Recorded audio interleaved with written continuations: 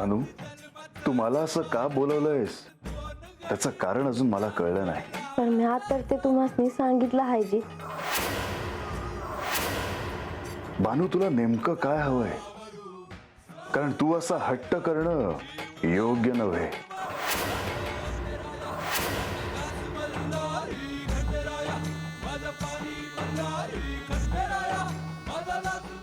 बरं, मग तुम्हाला जायचं असेल तर तुम्ही जावा जी. बानू,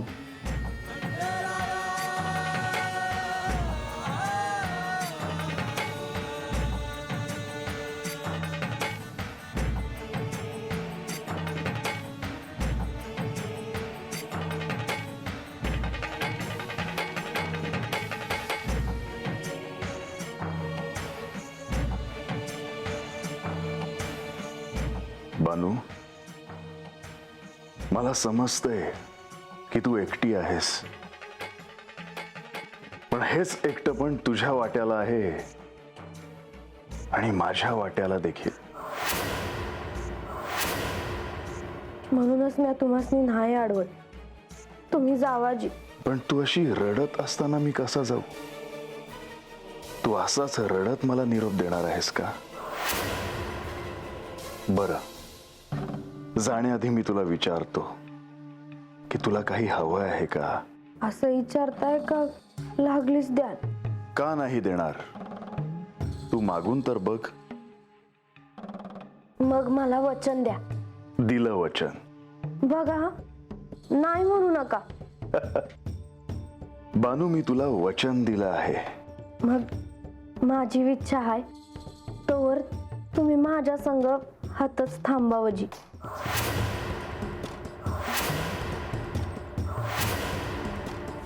तुम्ही भोळे आहात. भक्ताची मनोकामना पूर्ण करण्यासाठी भोळेपणानं त्याला एखादं वचन देऊन बसाल. तसं मात्र होऊ देऊ नका. बानू, तू हे का मागितलंस? माझं काय बाय चुकलं का जी? नाही, प्रश्न चुकीचा नाहीये, पण ही वेळ योग्य नव्हे. मग मी माझं वचन माघारी घेते. तुम्ही गडावर जावा जी. नाही बानू, ते आता तुझ्या हातात नाही. देवा,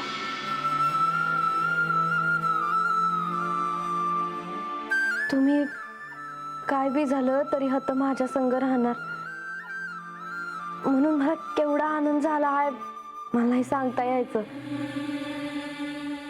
बानू, तुझी इच्छा पूर्ण झाली ना? होय तू आनंदी आहेस ना? जी. म्हणूनच आज मी सगळ्यांनी एकत्रित भोजन करावे असे ठरवले आहे आणि तशी मी तयारी देखील केली आहे. तुम्ही आज कुठे जाणार नाही आहात ना? मी स्वतः भोजन तयार करणार आहे. तुझ्यासाठी तसं मला काहीच करता आलं नाही, पण आज स्वतःहून तू माझ्याकडे काहीतरी मागितलं आहेस तर त्याला मी नाही कसा म्हणणार? तो तुझा अधिकारच आहे.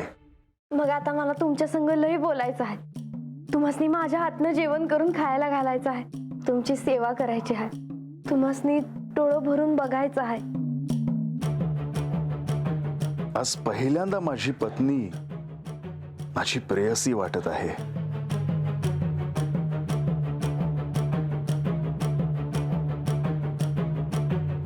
असा अधिकार भक्त नाही दाखवत. काही झालं तरी तुझी इच्छा मी पूर्ण करेन. खंडेराया माझा घास मल्हारी, खंडेराया माझा पाणी मल्हारी. मी तुला तसं वचन दिलं आहे. तू सांगशील तेव्हाच मी गडावर जाईन. मला तर वाटतं का तुम्ही हातच थांबावं.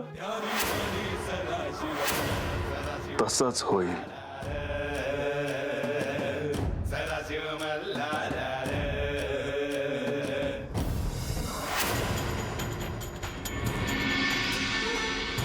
देवा देवा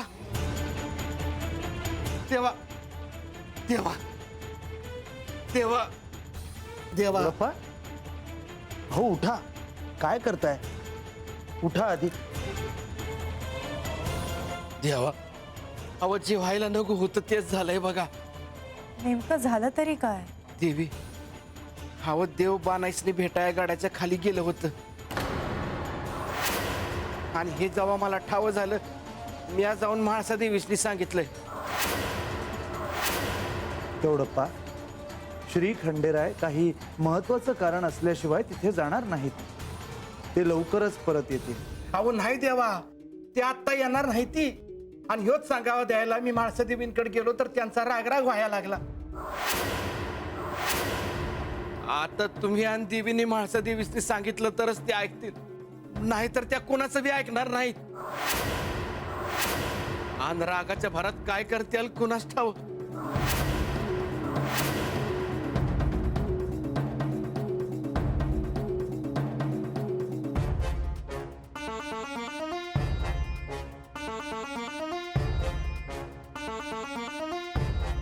श्री खंडेरायांना बानूचा निरोप आला. ते बानूला भेटायला गेले, परंतु अजूनही ते परत आलेले नाहीत.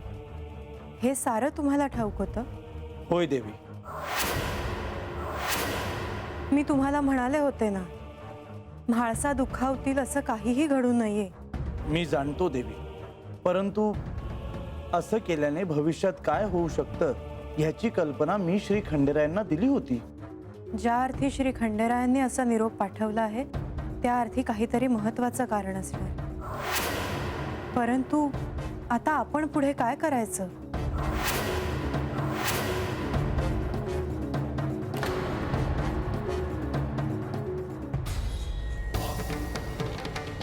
देवी आता श्री खंडेराय येईपर्यंत आपण काय निर्णय घेणार? हो खरंच.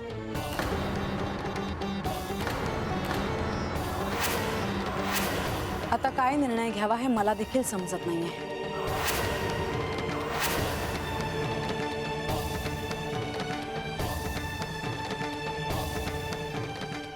देवी तुम्हाला राग आला आहे हे मी समजू शकतो, परंतु पण काय बंधू, इतकं सगळं घडूनही मी काहीच बोलायचं नाही.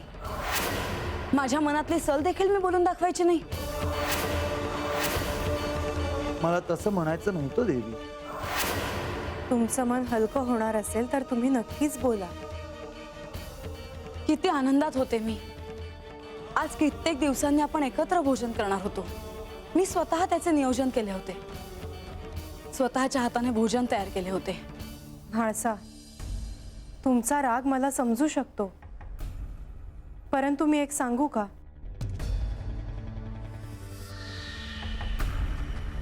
काय सांगणार आहात देवी तुम्ही? मला देखील असं वाटतं की श्री खंडेराय असंच जाणार नाही. त्यामागे काहीतरी कारण नक्कीच असेल. मी त्यांची वाट पाहते आहे हे माहीत असूनही आज एकत्र गडावर भोजन होणार आहे हे मी त्यांना सांगितलं होतं, तरीही बानूकडे जाण्याचं असं कोणतं महत्वाचं कारण असेल? कुणास ठाऊक. आणि देवी, श्री खंडेराय बाणाईला पंधरवड्यातून 2दा भेटायला जातील असं वचन त्यांनी तुम्हाला दिलं होतं. ते देखील तुमच्याच सांगण्यावरून. मी गडावर कधी येईन ह्याचा काही नेम नाही. मी जे नियोजन केले आहे, जो आनंद सोहळा आयोजित केला आहे तो तसाच होणार.